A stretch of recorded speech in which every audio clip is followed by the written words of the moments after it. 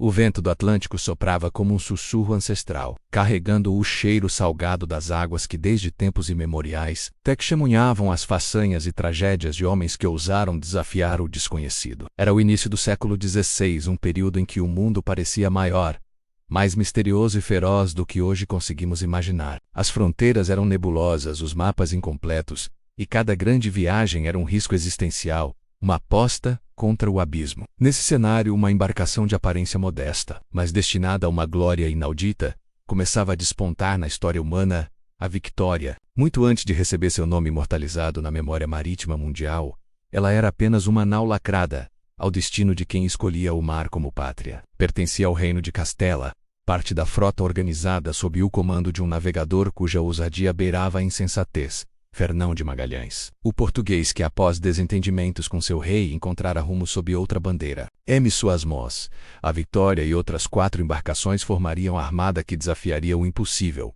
Encontrar um caminho para as especiarias navegando rumo ao oeste. Naquele tempo, a busca pelas especiarias era mais do que um comércio. Era um jogo geopolítico feroz, capaz de enriquecer impérios ou destruí-los. As especiarias valiam ouro.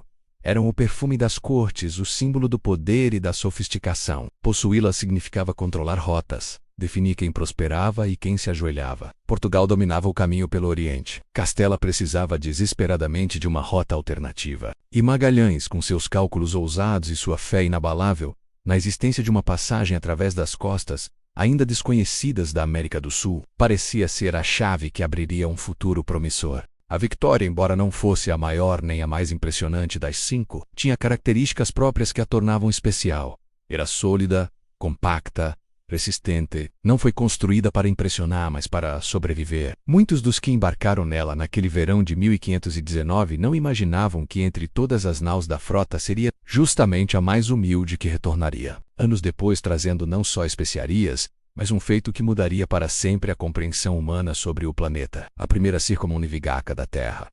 Mas isso ainda estava distante, menos naquele momento. O que existia era apenas expectativa, ousadia e medo. O porto de Sevilha fervilhava com murmúrios sobre o futuro da expedição. Homens de todas as origens se misturavam. Marinheiros experientes, idealistas, renegados, aventureiros que fugiam de dívidas, jovens que buscavam fortuna, alguns que sequer sabiam nadar. No olhar de cada um havia um fragmento de esperança ou desespero, um brilho que revelava a consciência de que estavam prestes a embarcar numa jornada da qual talvez nunca retornassem. A luz dourada da manhã refletia-se no casco da Victoria, criando a impressão de que ela própria brilhava, como se pressentisse a magnitude do destino que a aguardava. No convés, o som das cordas, dos mastros ajustados, dos homens carregando barris e caixas, tudo se misturava numa sinfonia caótica e harmoniosa. A embarcação parecia respirar, cada prego, cada tábua, cada vela era um convite ao desconhecido. No alto, a bandeira com as armas de Castela tremulava,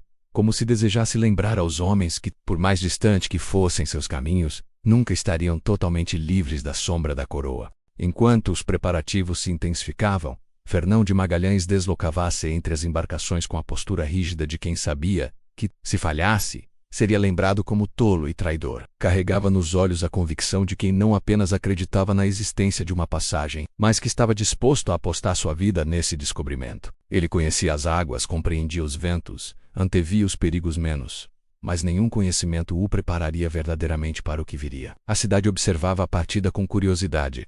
Alguns viam na frota uma promessa de riqueza, outros um desperdício de recursos. Havia quem acreditasse que a expedição jamais retornaria, engolida pelos monstros e tempestades que as lendas ainda insistiam em espalhar pelos oceanos.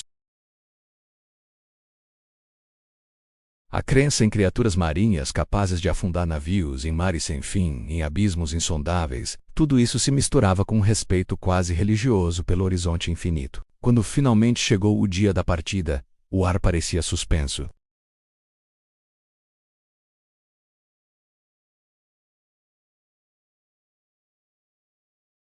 Crianças observavam com olhos arregalados, sem entender por que aquele momento era tão solene.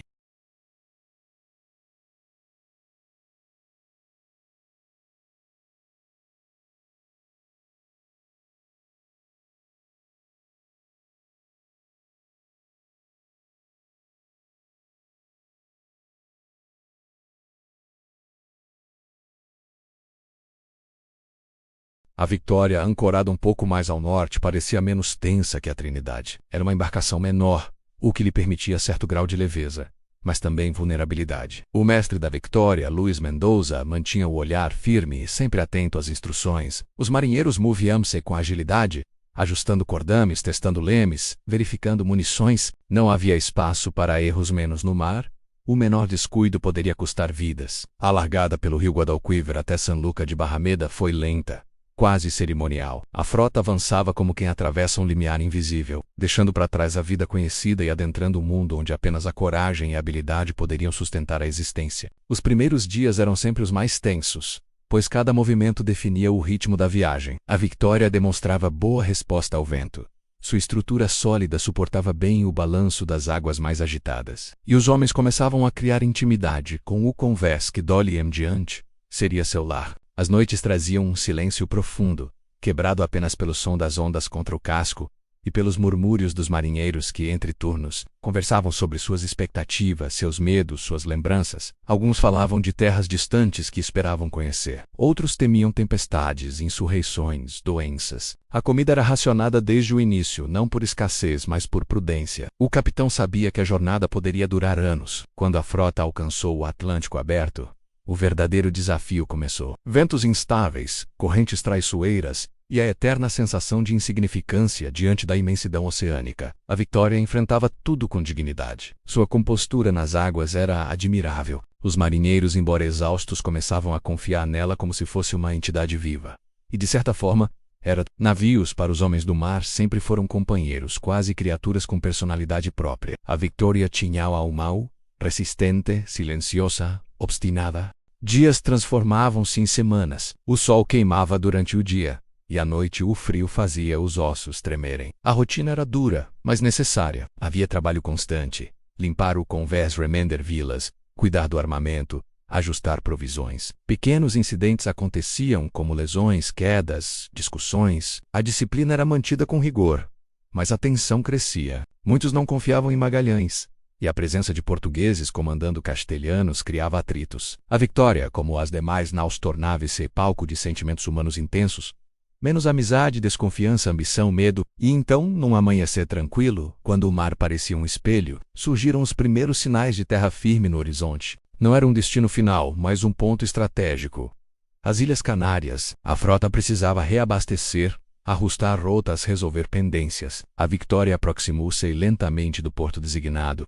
A recepção foi cordial, mas cautelosa. Informações eram trocadas, mapas revisados, rumores circulavam. Magalhães ficava a par de possíveis movimentos portugueses. Havia o temor de que a coroa lusitana tentasse impedir a expedição. Durante os dias que seguiram, os homens experimentaram a sensação de pisar em terra novamente. Para muitos seria uma das últimas vezes em anos. A Victoria recebeu novos mantimentos, pequenas reparações e verificações minuciosas. Os artesãos locais observavam a embarcação com interesse, reconhecendo nela traços típicos das naus castelhanas, mas também particularidades estruturais que indicavam ter sido originalmente construída para resistir a longas travessias. Ao deixar as Canárias, a expedição enfrentou condições mais severas, ventos mais fortes, tempestades inesperadas. A Victoria balançava violentamente, seus mastros gemiam sob o esforço. As velas tremulavam à beira do rompimento. Homens eram lançados de um lado a outro em meio ao caos dos elementos. O cheiro de madeira molhada e corda encharcada dominava o ambiente. Mas, como se guiada por uma força invisível, ela persistia. No convés, a cada tempestade superada,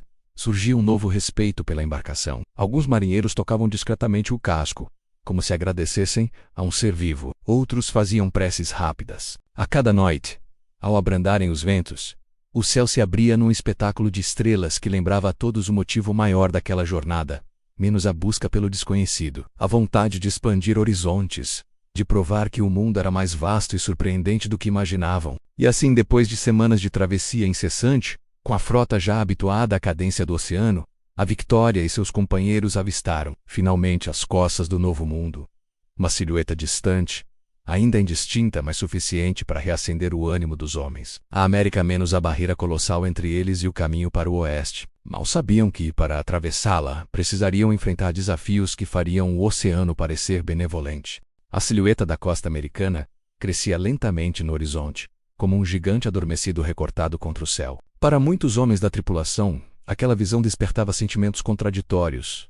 Alívio por enfim avistarem terra após tanto tempo de mar aberto, mas também inquietação, pois sabiam que aquela massa de terra não era o destino final. Era um obstáculo colossal que precisavam contornar. E para piorar, ninguém sabia onde ficava a passagem tão sonhada por Magalhães. O ar parecia mais denso quando se aproximaram da costa. As águas tornavam-se mais agitadas, e as correntes puxavam as naus com força imprevisível. A Victoria, com seu casco resistente, reagia com firmeza. Embora cada ranger de madeira lembrasse os homens da fragilidade humana, diante das forças da natureza, as embarcações avançavam lentamente, como se receassem despertar a ira invisível do continente que guardava seus segredos há milênios. Quando finalmente lançaram âncora em um ponto seguro, os marinheiros respiraram profundamente, sentindo o aroma úmido da vegetação, um cheiro que lhes trazia memórias de terras distantes, de lares deixados para trás. As florestas densas se estendiam até onde a vista alcançava, formando um tapete verde que parecia pulsar. Os sons da vida selvagem preenchiam o ar com um coro desconhecido, lembrando a todos que estavam longe da Europa,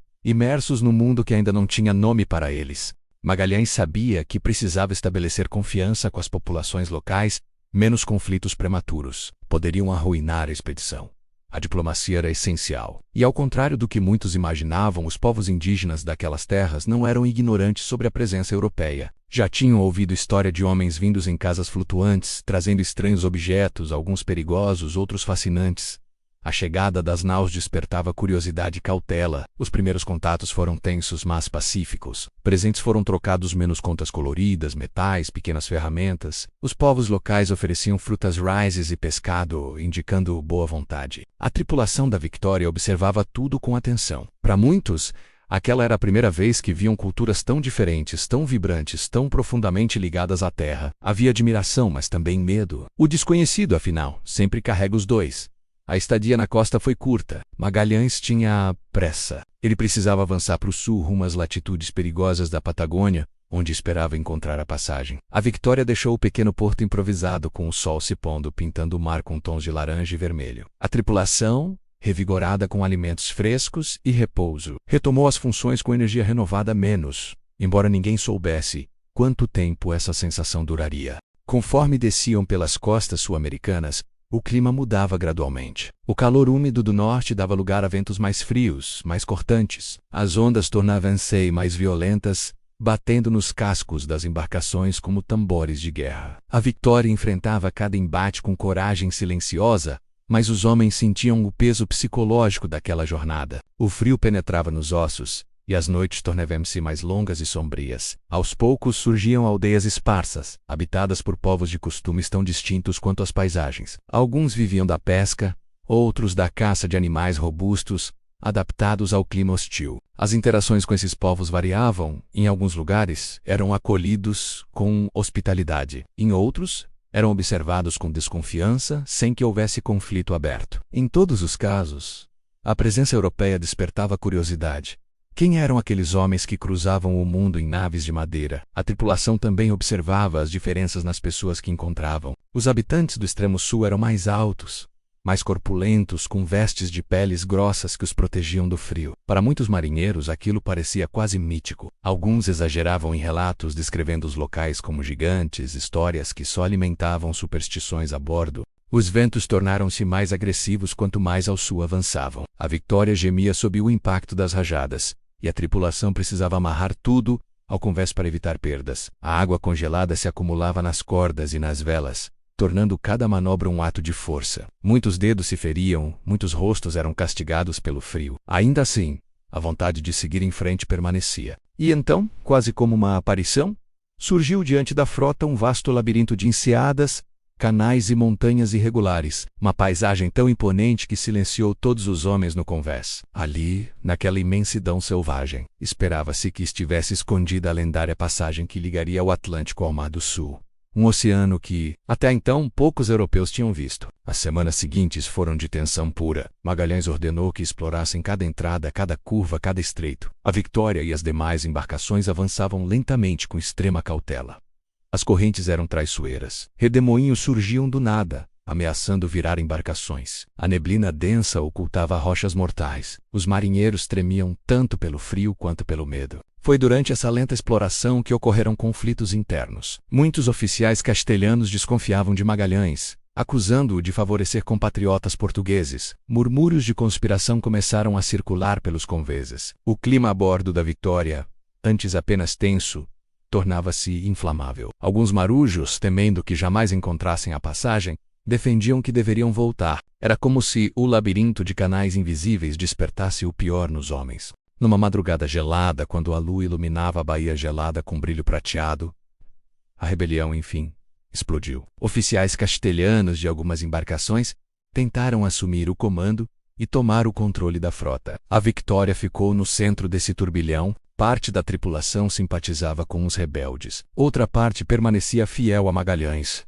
Sussurros tornaram-se discussões tornaram-se ameaças. Magalhães, porém, não era um homem que cedia facilmente. Com uma combinação de astúcia, autoridade e rapidez, ele conseguiu sufocar o motim. Prendeu líderes, destituiu oficiais e, para horror de alguns, executou os envolvidos mais perigosos. A disciplina foi restaurada menos, mas ao preço de cicatrizes profundas na moral da frota. A Vitória, testemunha silenciosa do conflito humano, seguiu seu caminho, levando no casco o eco das tensões e dos gritos abafados pela noite. E então, quando muitos já estavam à beira da desesperança, um grupo de vigias avistou algo extraordinário. Ao longe, as águas pareciam mais calmas, como se o labirinto de canais finalmente se abrisse para um horizonte novo. A expedição avançou com cautela, e gradualmente perceberam que sim, estavam se aproximando do final da passagem. Era a saída para o outro lado do continente. O oceano esperado, o Mar do Sul, começava a revelar-se. Depois de tantas semanas de sofrimento, a expedição estava prestes a alcançar o outro lado do mundo. A última curva do estreito trouxe uma visão inesquecível.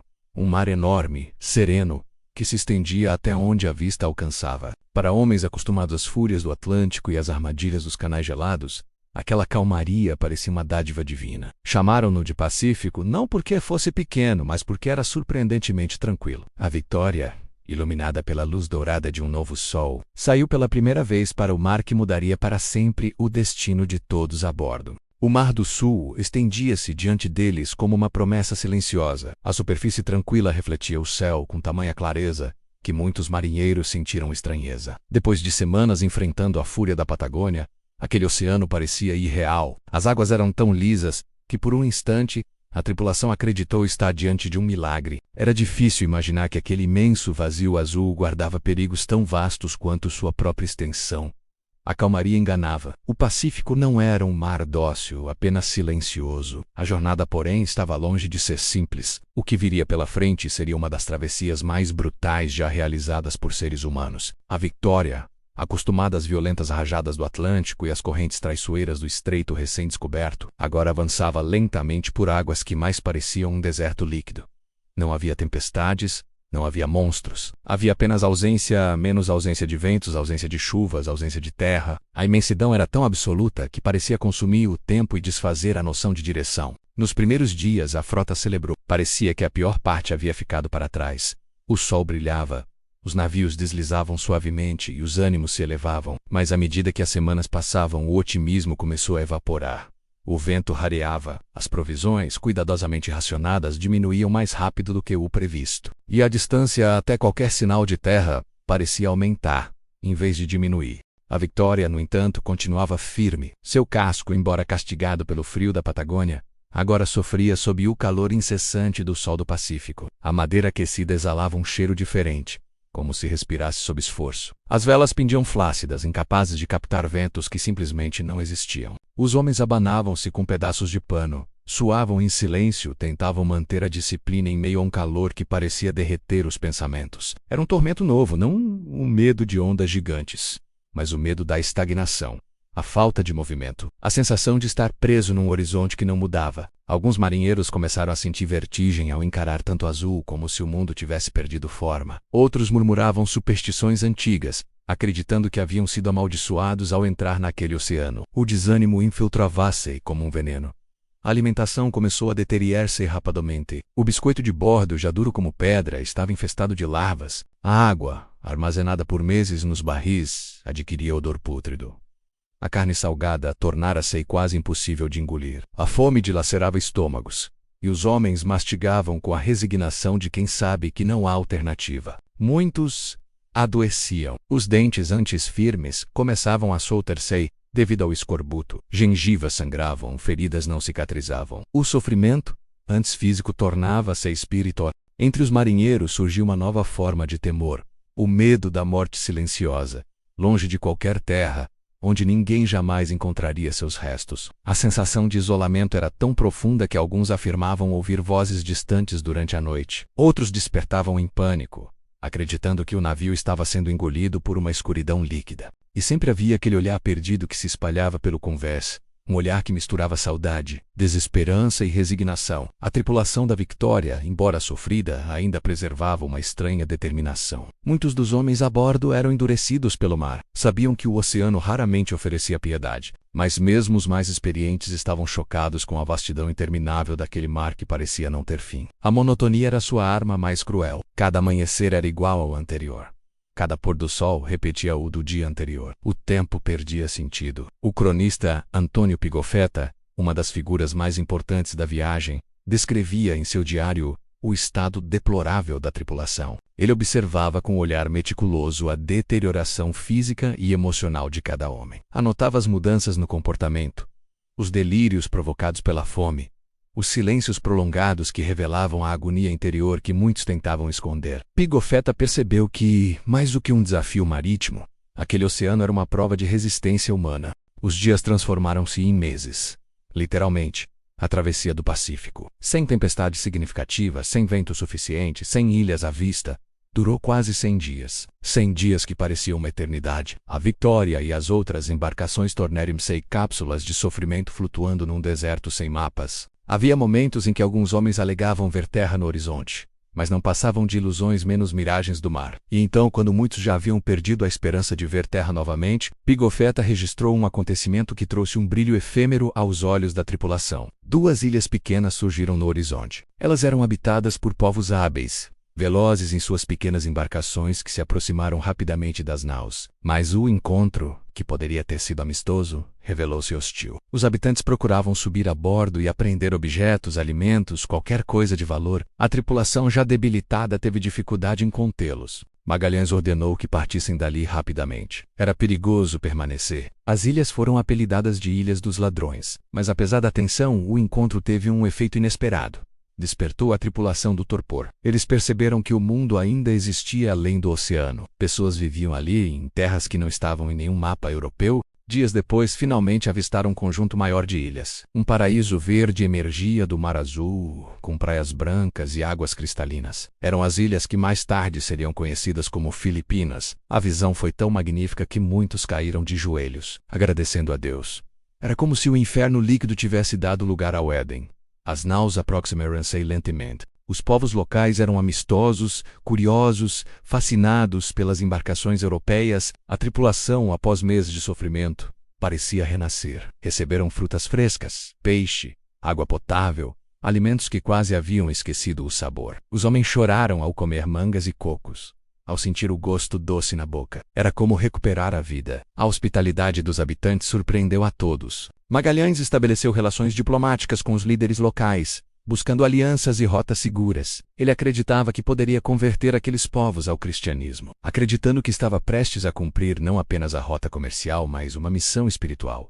Era uma ambição dupla e controversa. As semanas que seguiram foram de relativa paz. A saúde dos homens começou a melhorar, as feridas cicatrizaram, e o ânimo retornou ao convés da Victoria. Alguns até se permitiram sorrir pela primeira vez em meses. Parecia que a sorte finalmente mudava, mas o destino, como sempre, tecia seus próprios caminhos.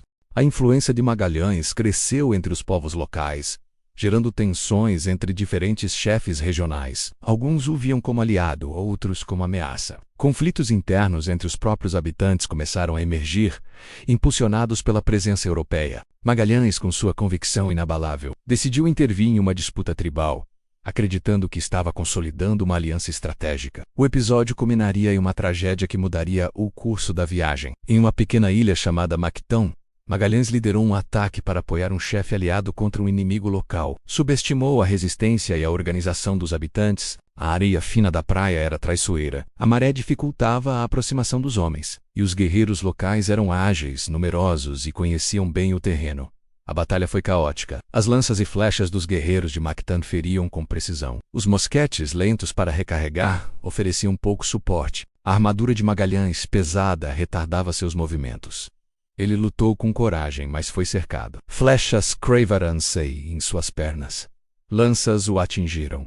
Caiu de joelhos. Continuou lutando até seu último esforço humano. A morte de Magalhães caiu sobre a tripulação como um eclipse súbito. Os homens ficaram atônitos, incapazes de compreender como o líder que os havia guiado pelos maiores perigos podia ser tomado tão repentinamente por um conflito local. E, sem seu comandante visionário, a expedição mergulhou em incertezas. A partir daquele momento, a jornada já não seria guiada por um único ideal. Agora, a sobrevivência e a conclusão da missão dependeriam dos próprios navios. E, acima do tudo, da resiliência de uma nau em particular, aquela que silenciosamente carregaria o peso de finalizar a travessia mais incrível da história. A Victoria. O silêncio que tomou conta da frota após a morte de Magalhães não foi apenas luto. Foi desorientação absoluta. A figura que mantinha unidos homens de diferentes povos, línguas e ambições havia desaparecido da forma mais abrupta e inesperada possível. Não pelas ondas selvagens, não por um motim interno, não por fome ou doença, mas por um confronto local que, comparado ao tamanho da expedição,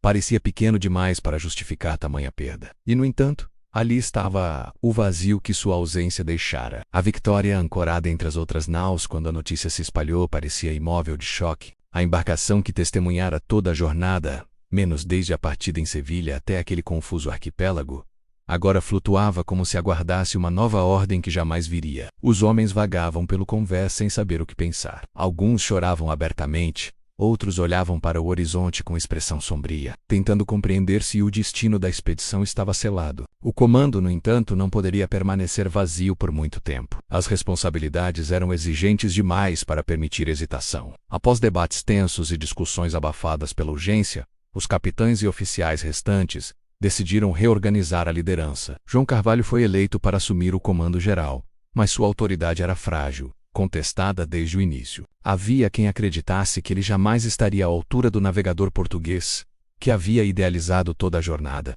Enquanto os debates aconteciam entre os oficiais, a tripulação da Victoria enfrentava dilemas próprios. Muitos marinheiros estavam divididos entre o medo de continuar sem Magalhães e o temor de que retornar significaria derrota. Vergonha ou punição? Cada olhar trocado no convés parecia carregar essa pergunta. O que fazemos agora? A resposta não tardaria a surgir, pois o mundo não aguardava que eles resolvessem suas crises internas. As ilhas que antes haviam oferecido refúgio e alimento agora apresentavam riscos políticos. A morte de Magalhães havia alterado o equilíbrio local. Alguns chefes filipinos antes aliados começaram a ver a presença europeia como uma ameaça instável. Outros oportunistas tentavam negociar vantagens diante da vulnerabilidade da frota. A Victoria, com sua tripulação enfraquecida e moral abalada, passou dias reabastecendo-se, mas sob constante alerta. Em terra, negociações tensas aconteciam com líderes locais. Em alto mar, vigias mantinham os olhos fixos no horizonte. Os homens treinavam, remendavam velas, reforçavam o casco, porque sabiam que a próxima etapa da jornada seria diferente de tudo que haviam enfrentado. A perda de Magalhães não significava apenas a ausência de um comandante. Significava a perda da visão original da viagem. A rota estava incompleta, a missão pela metade. Caberia aos sobreviventes, e a Victoria, em particular, decidir se seguiriam adiante rumo às Ilhas Molucas ou se fariam o caminho de volta. Havia, porém, um problema crítico. Retornar significava desafiar diretamente a coroa portuguesa, que considerava a rota oriental território próprio. A armada poderia ser facilmente capturada, julgada, executada. Seguir adiante parecia arriscado, mas voltar poderia ser suicídio. Assim, a decisão tomou forma. Continuariam a jornada. O clima nas Filipinas, entretanto, tornava-se mais hostil a cada dia. Rumores de emboscadas e ataques planejados circulavam entre os marinheiros.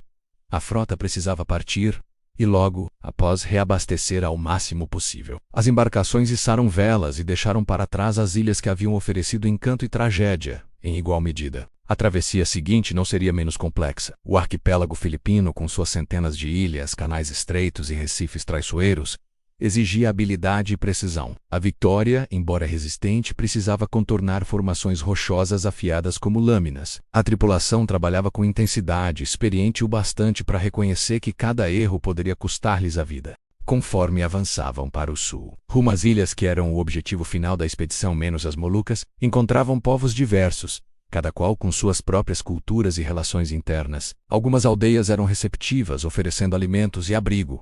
Outras eram desconfiadas e exigiam distanciamento. Em todas, a presença europeia provocava reações intensas. A tripulação, já exausta e emocionalmente fragilizada, tentava manter a diplomacia, mas nem sempre com sucesso. Em meio a essa travessia, uma decisão fundamental foi tomada. Devido às baixas na tripulação, aos danos acumulados nos navios e à escassez de recursos, seria impossível manter todas as embarcações operacionais. Uma das naus, excessivamente danificada, foi incendiada e afundada deliberadamente. Outra, mais tarde, desertaria, contrariando as ordens e decidindo retornar para leste. A frota, antes composta por 5 embarcações, agora se via reduzida a 2 menos a Victoria e a Trinidade. Essas 2 seriam responsáveis por completar o último trecho da viagem até as Molucas, o coração do comércio de especiarias. Quando finalmente avistaram as ilhas tão cobiçadas, muitos choraram. Não era apenas um objetivo geográfico. Era a confirmação de que a jornada de Magalhães tinha um propósito real. As ilhas eram exuberantes, cobertas por florestas densas, com aromas exóticos que preenchiam o ar. O cheiro de cravo da Índia era tão forte que muitos marinheiros tiveram a sensação de que podiam senti-lo na pele. Era por esse produto que reis competiam, que navegadores arriscavam a vida. E ali estava, à vista de todos. Os habitantes das Molucas, especialmente dos domínios do sultão de Tidor, receberam a frota castelhana com curiosidade e diplomacia. Eles estavam acostumados ao comércio com portugueses e muçulmanos de diversas partes da Ásia e viam nos espanhóis uma oportunidade de equilíbrio político. Ofereceram hospitalidade em troca de alianças comerciais. A recepção foi calorosa. Finalmente, depois de anos de provações, a tripulação experimentava a sensação de objetivo cumprido. A alegria, porém, era temperada pela realidade. A jornada ainda não estava completa. Era necessário carregar as naus com o máximo de especiarias possível, menos cravo, canela, noz moscada menos, e retornar à Europa. A tarefa parecia simples, mas escondia desafios mortais. A Trinidade, nau capitânia remanescente, estava em péssimas condições. Seus danos acumulados impediam uma travessia rápida. Seus oficiais tentavam desesperadamente repará-la, mas cada dia mostrava novas falhas estruturais. A Victoria, por sua vez, estava desgastada, mas ainda funcional. Seus reparos eram urgentes, mas possíveis. Os debates entre os comandantes revelavam profunda divisão. Alguns defendiam que ambas as naus deveriam retornar juntas, mas isso poderia atrasar a viagem e colocá-los em risco de interceptação por portugueses. Outros sugeriam que a Trinidade deveria tentar voltar pelo Pacífico, enquanto a Victoria seguiria pelo oeste, completando a circunnavegação e retornando pelo Índico. A segunda opção, embrouçada, parecia mais sensata. Assim, decidiu-se. A Victoria partiria sozinha rumo ao oeste. Foi um momento de despedida amarga. Os homens que ficariam na Trinidade desejavam sorte aos que seguiriam na Victoria. Sabiam que as chances de reencontro eram mínimas. Sabiam também que a nau que seguiria precisaria enfrentar mares desconhecidos, territórios controlados por rivais e um percurso ainda maior do que o já percorrido. Mas havia no ar uma sensação de missão histórica, algo maior do que a soma dos esforços individuais. A Victoria mergulhou no mar das Molucas carregada até o limite com especiarias. Seu interior exalava o aroma penetrante do cravo, impregnado em cada tábua do casco. Os marinheiros acomodaram cuidadosamente os sacos e barris, distribuindo peso para evitar tombamento. A embarcação, agora mais pesada, movia-se de forma diferente, menos ágil, mais lenta, mas com uma obstinação quase humana. Era como se carregasse consigo o sonho de Magalhães. A saída das Molucas foi tensa. Havia sempre a possibilidade de que navios portugueses estivessem nas proximidades. A rivalidade entre os dois reinos era feroz, e os tratados que delimitavam territórios eram ambíguos. Qualquer encontro poderia resultar em confrontos, prisões, confisco de carga menos ou morte. A tripulação sabia disso, e os vigias passavam horas fixos no horizonte, atentos a qualquer vela suspeita. Assim começou uma das jornadas mais extraordinárias da história da navegação. A Victoria avançava lentamente pelo Oceano Índico, enfrentando ventos variáveis e mares que os europeus conheciam apenas parcialmente. A embarcação precisava resistir, não apenas às forças da natureza, mas também ao perigo invisível do esgotamento humano. Muitos homens já estavam debilitados. As doenças eram constantes. A comida sempre escassa. agravava o estado geral, e ainda assim a Victoria insistia em cortar as águas escuras, como se guiada por um destino maior do que seus próprios limites. As primeiras semanas foram relativamente tranquilas. O mar cooperava, os ventos sopravam de forma favorável. A viagem parecia promissora, mas logo surgiram sinais de desgaste extremo no casco. As tábuas rangiam sob o peso da carga e sob a ação das correntes. O calor intenso fazia a madeira expandir. E à noite, o frio a contraía. O navio gemia como um ser vivo cansado. Os homens, por sua vez, sofriam com doenças que pareciam nunca abandoná-los. Feridas reabriam, infecções se espalhavam, febres vinham e iam. O escorbuto, o eterno inimigo dos navegadores, voltava a atacar com força. A falta de alimentos frescos causava fraqueza, confusão mental, sangramentos. A cada dia que passava, a Victoria perdia não apenas força física, mas também tripulantes. A paisagem oceânica era ao mesmo tempo bela e cruel. Por vezes, o mar assumia tons de azul tão profundos que pareciam engolir o olhar. Em outras, o vento se tornava brutal, golpeando o casco como um martelo. Tempestades tropicais surgiam de repente, transformando o céu em um caos de relâmpagos e nuvens negras. O navio balançava violentamente, e a tripulação se agarrava às cordas com desespero. Mas a Victoria, resiliente, sobrevivia a cada ataque. A viagem pelo Índico se estendia muito além do previsto. Os mapas eram imprecisos, as rotas subjetivas. A cada dia, a esperança oscilava menos, ora aumentava a hora de separation. Alguns marinheiros morriam no convés durante o trabalho. Outros simplesmente não despertavam. As orações se tornaram parte da rotina, como se apenas o divino pudesse sustentá-los. Em meio a essa batalha silenciosa contra a morte, a Victoria avistou um sinal de vida. Terra, uma costa árida, sem portos, sem povoações amistosas. Mas era terra, e isso já bastava para reacender ânimo. Os marinheiros desejavam desesperadamente desembarcar, buscar alimentos frescos, água limpa, descanso, mas havia um problema fatal. Aquela costa pertencia ao domínio português. A aproximação podia ser interpretada como violação territorial, e a embarcação corria risco de ser apreendida. O capitão da Victoria, Juan Sebastián Elcano, sabia disso. Tomar a decisão errada significaria o fim da expedição e da nau que carregava a esperança de circunnavegar o globo. E, no entanto, a tripulação estava à beira do colapso. Homens não podiam continuar sem água. A tensão era palpável no convés. Elcano precisou decidir: arriscar tudo e parar, ou arriscar tudo e seguir. A escuridão da noite envolveu a nave enquanto o capitão ponderava. A lua refletia sobre as águas, iluminando o casco da Victoria como um presságio. Ao fim, ele escolheu a terceira via, menos a mais arriscada de todas. Aproximar-se da costa apenas o suficiente para buscar água e alimentos às escondidas, sem alertar os portugueses. A operação seria clandestina, silenciosa, desesperada, e marcaria o início de um novo capítulo da jornada, repleto de tensão, engenhosidade e coragem. A Victoria mais uma vez preparava-se para desafiar o impossível. A escuridão cobria o oceano quando a Victoria aproximou-se lentamente daquela costa proibida. A lua, parcialmente oculta por nuvens em movimento, lançava reflexos prateados sobre as águas agitadas, revelando sombras fugidias e disfarçando outras. O silêncio era tão profundo que o som do casco cortando as pequenas ondas parecia intensificado. Como se o mar, ciente do risco, pedisse discrição. Juan Sebastián Elcano, agora no comando, observava a linha negra da costa com olhos fixos, calculando distâncias, marés e probabilidades. Ele não era Magalhães. Não tinha a aura mítica nem a ambição desmedida do navegador português. Mas possuía algo igualmente valioso, uma sensibilidade prática, quase instintiva, para entender o mar e seus homens. E naquele momento o que precisava não era fazer história, ir a salvar vidas. A tripulação estava exausta, faminta, desidratada. Muitos mal conseguiam se manter em pé. A bordo, o ambiente cheirava doença, suor frio, madeira úmida e especiarias. O aroma, antes valioso, agora parecia zombar deles. As barricas vazias amplificavam cada ruído oco, cada movimento do navio. O escorbuto corroía corpos e esperanças. Os rostos, outrora cheios de vigor, estavam agora afundados, com olhos vermelhos e maçãs do rosto salientes. Elcano sabia que não tinha escolha. Antes de completar a volta ao mundo, antes de provar que o globo podia ser contornado, antes de qualquer sonho de glória, era preciso sobreviver àquela noite. A operação clandestina começou com murmúrios firmes. Pequenos grupos foram organizados, compostos pelos homens que ainda tinham forças para remar e carregar recipientes. Os botes foram baixados ao mar com extrema cautela, rangendo baixinho, como se temessem denunciar-se. Cada movimento era calculado. Ninguém falava alto, apenas olhares eram trocados. olhares cansados mas determinados, enquanto os remadores se afastavam silenciosamente. A Victoria permaneceu à deriva a uma distância segura, com as velas recolhidas. A nau se deixava levar pela maré como se tentasse desaparecer na escuridão. Os vigias, em seus postos, varriam o litoral com atenção. Qualquer chama, qualquer som, qualquer movimento indicaria perigo.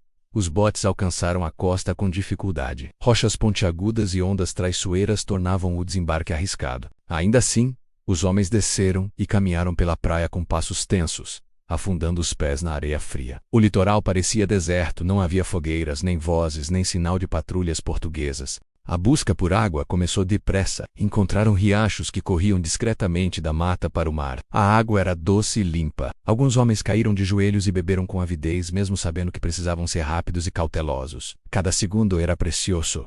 Outros enchiam barris e cântaros com mãos trêmulas. O ar noturno era impregnado do cheiro de sal e vegetação úmida. O vento soprava fraco, carregando o som das ondas. Era como se o mundo prendesse a respiração. Durante alguns minutos, que pareciam horas, tudo correu bem. Mas a tensão aumentava a cada movimento. Sabiam que, se fossem descobertos, não haveria defesa possível. A Victoria, apesar de resistente, estava debilitada demais para enfrentar qualquer combate. E o conhecimento de que se encontravam em território inimigo pesava como uma sombra sobre todos. Quando os botes retornaram à Victoria, carregados com água e alguns alimentos encontrados na costa, a tripulação se moveu rapidamente para içá-los. Os homens quase não falavam, temendo que suas próprias vozes atraíssem o perigo. No entanto, naquele exato momento, a maré começou a mudar, empurrando a embarcação lentamente em direção à costa. Um segundo bote ainda estava no caminho, lutando contra a corrente. Seus remadores enfraquecidos perdiam ritmo. Eucano ordenava silêncio, mas em seus olhos havia urgência. Um vigia no mastro murmurou algo. Luzes. Luzes distantes, mas em movimento. Como sombras sobre o março patrulhas, a decisão foi imediata. Não haveria tempo para esperar o bote. Eucano ordenou que levantassem as velas, mesmo com vento fraco. Os homens desesperados obedeceram. O mastro principal estalou quando a vela foi desenrolada, e a nau começou a mover-se lentamente para longe da costa. Os remadores do bote, percebendo a aproximação das patrulhas, começaram a gritar, não de pânico, mas para chamar a atenção da Victoria. Sabiam que, se não fossem recolhidos, seriam capturados, torturados ou mortos. O som ecoou pelo mar, cortando o silêncio proibido da madrugada. Eucano cerrou os dentes, dividido entre salvar aqueles homens e salvar a expedição inteira. A Victoria manobrou com a pouca força que lhe restava. Alguns marinheiros jogaram cordas ao mar, tentando laçar o bote. A embarcação menor quase virou quando uma onda inesperada a atingiu. Os remadores gritavam, as luzes das patrulhas se aproximavam cada vez mais. Era possível ouvir vozes na língua portuguesa ecoando pelo vento, ordens rápidas, alarmadas. Numa última tentativa desesperada, um dos marujos da Victoria atirou-se ao mar nadando até o bote. Com um esforço sobre-humano, amarrou uma corda ao seu casco. Os homens da Victoria puxaram com toda a força que lhes restava. E num movimento que pareceu impossível, o bote subiu a lateral da nau, derramando água e homens exaustos sobre o convés. A Victoria afastou-se da costa com a velocidade que o vento fraco permitia. Atrás dela, as luzes das patrulhas apareceram com clareza, varrendo o mar à procura dos intrusos. Mas a escuridão e a distância recém-conquistada ocultaram a nau castelhana como um manto protetor. Naquele momento, a Victoria não era apenas madeira e velas, era instinto de sobrevivência. Ou Amanhäzer. O perigo parecia ter diminuído. A tripulação, exausta, recuperava lentamente as forças. A água fresca permitiu que alguns adoecidos voltassem a respirar com mais facilidade.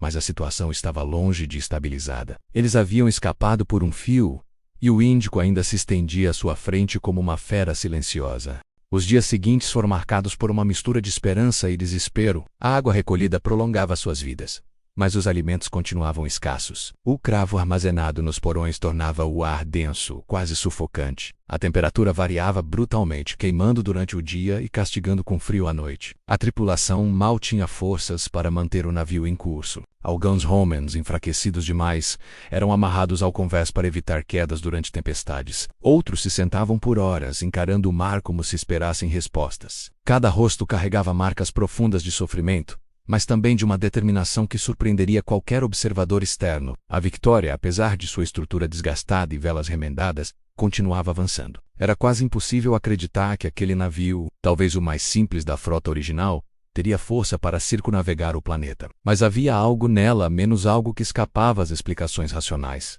que parecia resistir além do limite humano. Durante a travessia, enfrentaram tempestades violentas que sacudiam o navio como se quisessem parti-lo em duas. Relâmpagos cortavam o céu como lâminas. A água invadia o convés. Cordas estouravam. Homens eram arrastados pelo vento. E apesar de tudo, a Vitória emergia após cada tempestade, como um animal ferido, mas ainda vivo. Em outros momentos, o mar parecia um espelho calmo. O silêncio era tão absoluto que alguns marinheiros chegavam a temer que nunca mais veriam terra. A mente humana, levada ao limite, criava ilusões, figuras na neblina, vozes entre as ondas, sombras que dançavam sobre o casco à noite. A fome voltou a ser um inimigo constante. O pouco que restava dos estoques era dividido ao extremo, transformando cada refeição em um gesto doloroso e simbólico. Muitos já mal caminhavam. Alguns haviam perdido a visão, outros, a razão. E então, após semanas intermináveis, um vigia avistou algo no horizonte. Velas. Não eram portuguesas. Não eram hostis. Eram embarcações árabes, mercantes, acostumadas a viajar pelos mares que ligavam a África ao Oriente. A aproximação não foi imediata. Ambos os lados observavam cuidadosamente, avaliando riscos e oportunidades. Quando finalmente se encontraram, a tripulação da Vitória viu homens com turbantes, roupas leves e sorrisos desconfiados. Esses mercadores estavam acostumados a viajar por entre portos africanos e mercados asiáticos. A presença de uma nau castelhana, sozinha e desgastada, era uma surpresa tão grande quanto perigosa. O encontro foi tenso no início, mas logo se transformou em uma troca vital. Os mercadores venderam alimentos frescos, água e informações que seriam cruciais. Eles contaram a Elcano sobre rotas que poderiam evitar navios portugueses, alertou Râmulo sobre áreas de patrulha e sugeriram caminhos alternativos. A notícia mais inesperada, no entanto, veio ao final. Se conseguissem contornar o extremo sul da África sem serem vistos, teriam chances reais de chegar à Europa. A esperança tomou forma novamente, fragile mas real. A Vitória seguiu viagem, agora munida não apenas de novos suprimentos, mas de direção. O Oceano Índico parecia menos infinito, menos hostil. A tripulação, embora ainda debilitada, demonstrava sinais de renovação. O destino parecia novamente possível. À medida que se aproximavam do Cabo da Boa Esperança, o mar tornava-se inquieto. As correntes eram fortes, os ventos imprevisíveis. Aquele trecho era famoso entre navegadores como um dos mais violentos do mundo, e a Vitória, carregada e fragilizada, teria de enfrentá-lo. O encontro com o Grande Cabo seria um divisor de águas, literalmente e simbolicamente. Era o limiar entre o caos do Índico e as rotas mais conhecidas do Atlântico. Se conseguissem ultrapassá-lo, estariam mais próximos da glória. Sem falar assim, desapareceria não apenas a expedição, mas a própria prova de que o planeta podia ser circunnavegado. Quando o som do vento começou a mudar, como uma voz que anuncia a tempestade, Elcano sabia. O momento decisivo se aproximava. O vento uivava ao redor da Vitória como uma criatura selvagem que despertava lentamente, anunciando o início de um confronto inevitável. No horizonte, nuvens densas se acumulavam em camadas espessas, e o mar assumia uma coloração cinzenta, prenunciando a fúria que estava prestes a se desencadear. O Cabo da Boa Esperança, temido por gerações de navegadores, erguia-se, invisível além da névoa, como um guardião feroz que testava cada embarcação que ousava cruzar suas águas turbulentas. Juan Sebastián Elcano mantém-se de pé no convés, respirando o ar salgado e frio. Seus olhos acompanhavam cada movimento do mar, cada variação no vento, cada ranger inquietante do casco. A experiência o havia ensinado a reconhecer sinais que outros marinheiros ignorariam. E tudo nele dizia que aquela travessia seria brutal. O cabo não ganhara sua reputação por acaso. Era conhecido como o cemitério de navios. Um ponto onde correntes contrárias se cruzavam, onde ventos mutavam em instantes, onde ondas podiam atingir alturas inimagináveis. E a Vitória, carregada de especiarias, com estrutura desgastada e uma tripulação reduzida e doente, estava prestes a enfrentar essa força indomável. Quando as primeiras rajadas atingiram as velas, a nau inclinou-se violentamente para estibordo. Os homens se agarraram às cordas e às amuradas, os olhos arregalados pelo medo e pelo esforço.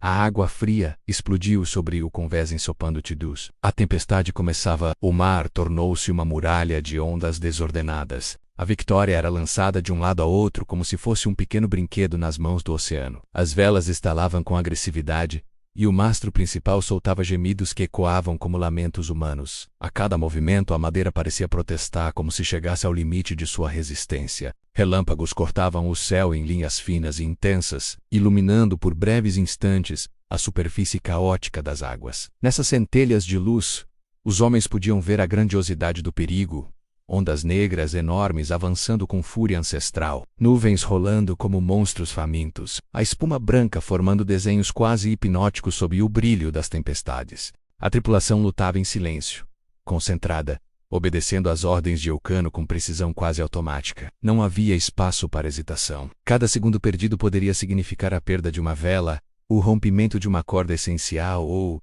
pior, o tombamento completo da nau. O capitão gritava instruções, mas sua voz era frequentemente engolida pelo rugido do vento. Mesmo assim, os homens o seguiam não por devoção cega, mas porque sabiam que sua própria sobrevivência dependia disso. Por vezes a Victoria subia ao topo de uma onda colossal apenas para despencar de seu ápice, chacoalhando como se fosse partir ao meio. A água invadia o convés com força, arrastando utensílios, barris e por pouco alguns marinheiros. Várias vezes, a nau inclinou-se de modo tão extremo que muitos acreditaram que não voltaria à posição normal. Mas como se movida por uma teimosia quase sobrenatural, ela retornava, oscilando, resistente, firme na medida do possível. Emael ou caos.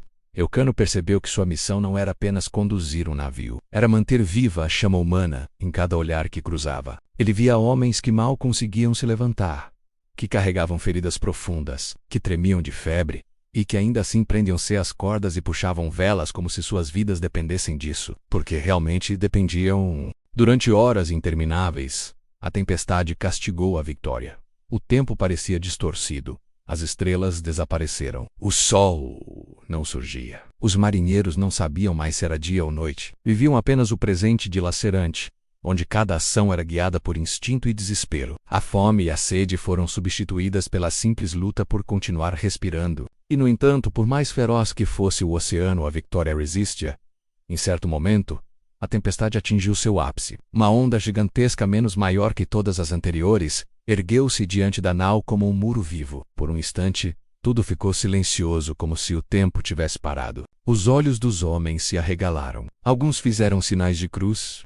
Outros murmuraram orações rápidas. Elcano manteve-se firme, segurando o leme com força. A onda caiu sobre eles com violência devastadora.